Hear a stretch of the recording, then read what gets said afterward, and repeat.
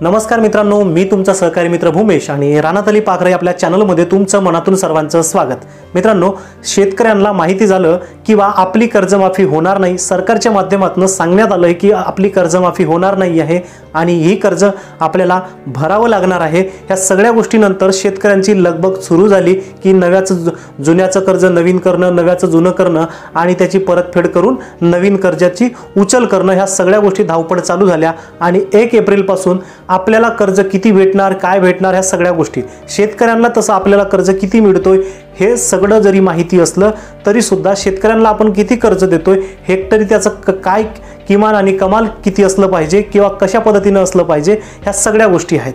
मित्रांनो, बँकेच्या माध्यमातून ह्या कर्जामध्ये 20% वाढ करण्यात आली आहे आणि हे कर्ज किमान आणि कमाल शेतकरी किती घेऊ शकतो याचा एक पत्रक सुद्धा बँकेच्या माध्यमातून प्रसिद्ध करण्यात आलं आहे। ते परिपत्रक आपण या ठिकाणी पाहणार आहोत आणि त्या परिपत्रकानुसार तुम्हाला किती कर्ज मिळते किंवा किती कर्ज मिळू शकते, जास्तीत जास्त आणि कमीत कमी, हे आपण या परिपत्रकाच्या माध्यमातून पाहणार आहोत। तर हा व्हिडिओ तुम्ही शेवटपर्यंत पहा आणि व्हिडिओ आवडला तर नक्की लाईक करा, शेअर करा इतरांना सुद्धा। मित्रांनो, तुम्ही पाहत असाल या ठिकाणी फुल शेती असेल किंवा धान शेती असेल, त्यासोबतच पशुपालन असेल, त्यासोबतच मत्स्यपालन असेल, त्यासोबतच वेगवेगळे ज्या काही आपण शेती करतोय किंवा जोड व्यवसाय करतोय, शेतीला पूरक असे जोड व्यवसाय करतो, त्या प्रत्येक व्यवसायासाठी या ठिकाणी कमाल आणि किमान धानासाठी पासून तर फुलशेतीपासून सगळ्या गोष्टींवरती या ठिकाणी दिलेलं आहे।